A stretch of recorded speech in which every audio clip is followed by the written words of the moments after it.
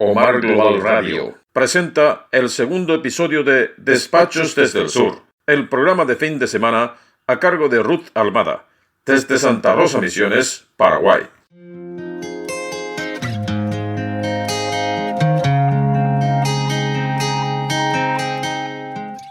Somos apasionados por la historia, por la cultura, por todo el quehacer de nuestros pueblos y que muchas veces no todas las personas comparten precisamente esa sed y hambre por aprender, por conocer, por dar a conocer, digamos que el legado de muchas personas que pasaron a través de la historia.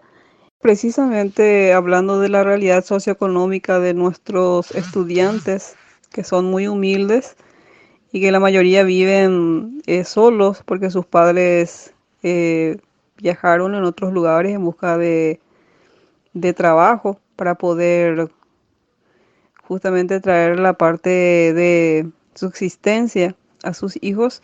Eso hace de que eh, estuviésemos pensando en un proyecto de microemprendimiento y estaba una voluntaria de Cuerpo de Paz asignada ya para nosotros y estuvimos viendo la posibilidad de poder sacar productos cosmetológicos con la cera de abejas porque tenemos apicultores en la comunidad de San Francisco y la cera básicamente ya es un desecho que no se utiliza pero que sin embargo se puede convertir, digamos que, en productos cosmetológicos. Y justo dentro de eso vino la decisión de que todos los voluntarios tenían que volver en sus países.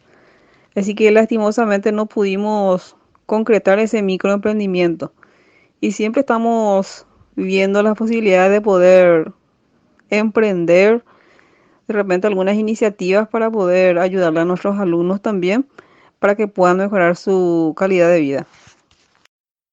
Una frase de Augusto Rabasto dice: un pueblo solo es libre por voluntad de espíritu colectivo y por nadie más que por él mismo puede ser liberado. Comparto totalmente ese pensamiento porque yo creo que el conocimiento es también poder y es liberarle también al pueblo de la ignorancia. Y el gran desafío de nosotros los escritores locales es muchas veces el apoyo de las autoridades para la edición de los materiales. Pero como es un voluntariado con un espíritu de altruismo, por sobre todo buscando dejar el conocimiento como legado a las futuras generaciones, entonces estamos abocados a seguir trabajando, a seguir poniendo de nuestro espíritu un voluntariado que por sobre todo anhela de que ese legado también pueda construir la identidad de nuestro pueblo y aportar conocimiento por sobre todo. Le comenté a mi amigo investigador de Santiago Misiones que luego de presentar varias veces el proyecto en la Junta Municipal, por fin se aprobó el presupuesto para la edición del libro y que precisamente va a ser a través de la Asociación de Educadores Roseños para que ellos puedan ponerle un precio simbólico y posteriormente lo recaudado también pueda ser invertido otra vez en un proyecto social. Eso por sobre todo fue mi decisión porque fue una inversión de tiempo que por sobre todo no quería que tuviese un carácter lucrativo, sino que más bien la satisfacción de poder, por sobre todo, haber aportado para el conocimiento de nuestro pueblo y por sobre todo también, como te decía, consolidar la identidad de nuestra querida comunidad de Santa Rosa Misiones. Y esta obra se va a llamar Santa Rosa de Lima, Tierra de las Misiones Jesuíticas. Y precisamente trata desde la fundación, la experiencia de las misiones jesuíticas y la evolución sociocultural. También aborda algunos periodos relevantes de la historia de Santa Rosa, como es creación de las ligas agrarias campesinas que lucharon frontalmente contra la dictadura, el periodo también de mayor florecimiento del algodón, por el cual Santa Rosa fue denominada capital del oro blanco.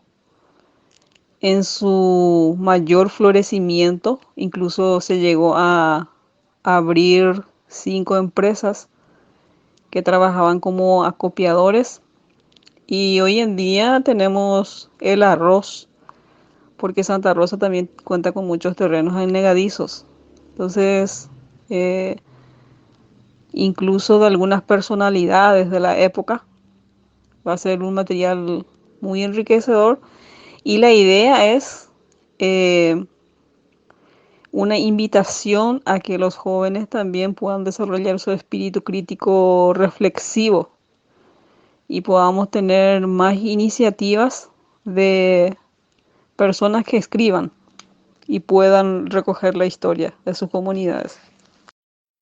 El otro material del que yo te hablo, Osmar, está basado en la Fundación de Santa Rosa. Y específicamente sobre las ligas agrarias, es un pequeño material que había editado en el 2012 o 13 creo. Y eh, básicamente busqué lenguajes que no sean muy, eh, de repente, digamos que fuertes tal vez, por el hecho de que en ese entonces estábamos luchando para poder habilitar el instituto que llevaría el nombre del líder asesinado Silvano Ortellado Flores. Y entonces tenía un objetivo de sensibilizar a la sociedad roseña por sobre todo y que puedan reconocer ese hecho como parte de nuestra historia, ya que el Ministerio de Educación y Ciencias hasta ahora presenta como un plan optativo y muchos docentes directamente no desarrollan sobre la violación de los derechos humanos en el tiempo de la dictadura de Alfredo Stroessner. Y la presentación de este material precisamente hizo Alcibiades González del Valle, un periodista muy reconocido que conoce mucho también de esa parte de la historia. Entonces, está interesante el material, ¿verdad? Porque es la primera vez que nosotros desde Santa Rosa también nos hemos atrevido a escribir y poner a disposición de los estudiantes, de las instituciones educativas y de las personas que deseen conocer de esa parte de la historia. Digo bien, un lenguaje conciliador, un lenguaje que no sea muy agresivo, ¿verdad?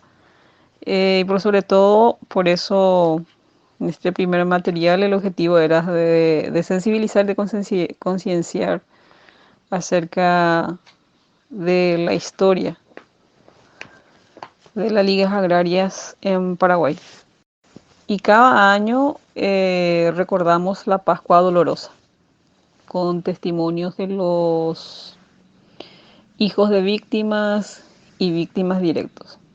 Y suele ser un momento muy emotivo con los testimonios que escuchamos. Siempre no puedo evitar muchas veces emocionarme, inclusive a veces llorar con ellos. Uno de los testimonios que más me impactó fue de doña Madrona, ¿verdad? Que tenía 9 hijos y posteriormente la pareja fue llevada en la cárcel y los hijos se quedaron solos y los vecinos por temor mismo a la represión no se acercaban a ellos y las criaturas se dispersaron. Algunos fueron a eh, quedar como pequeños sirvientes en casas ajenas, ¿verdad? Y según los testimonios que el menor de todos murió por desnutrición. Entonces es una parte de la historia muy fuerte, muy triste, porque hay testimonios de mujeres que fueron violadas, de madres embarazadas que parieron dentro de la cárcel, y ellos escuchaban también las torturas sistemáticas cada noche y iban también desapareciendo personas, ¿verdad? Entonces, la verdad es una parte de la historia muy triste, pero que es bueno repasarlos o rememorarlos porque no hay que volver a cometer los errores del pasado, por sobre todo. El caso de Don Silvano, esa noche que vinieron los represores, él salió por la puerta trasera de su casa. Hasta ahora hay una ventana que tiene incrustado eh, las huellas de lo que fue un balín, ¿verdad?, de escopeta. Y él se refugió hacia un montecillo que hoy en día queda precisamente dentro del predio del Colegio Nacional Santa Rosa. Y dos de sus hijos, Juan y Eusebio, también huyeron detrás de él, asustados. Entonces ellos presenciaron todo en el momento, ¿verdad?, en que su padre fue degollado debajo de un árbol de timbo que hasta ahora está todavía allí. Ahí se construyó un pequeño monolito y ahí también funciona actualmente el Instituto Técnico Superior Silvano Ortellado Flores. Y este instituto fue producto de mucha lucha porque había al mismo tiempo también una, digamos que todavía dentro del sistema, ¿verdad?, una reacción negativa que esto se pudiera concretar, pero fue una lucha porque precisamente volviendo a las escuelitas campesinas, ellos bregaron por una educación liberadora, una educación que pueda desarrollar la conciencia crítica de sus hijos.